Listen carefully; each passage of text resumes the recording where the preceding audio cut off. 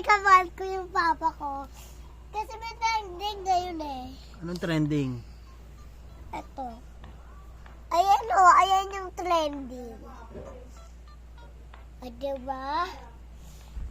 So, bidala tayong, bidala tayong salamin, makeup, ito, brush on. Magaganyan natin. So, re-recommend ko yung papa ko.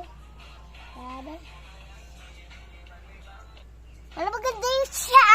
Para maganda siya!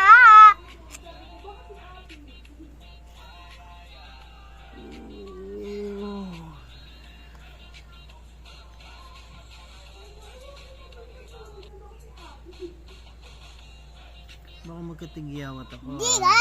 Kulit. Diyan mo na yan ah.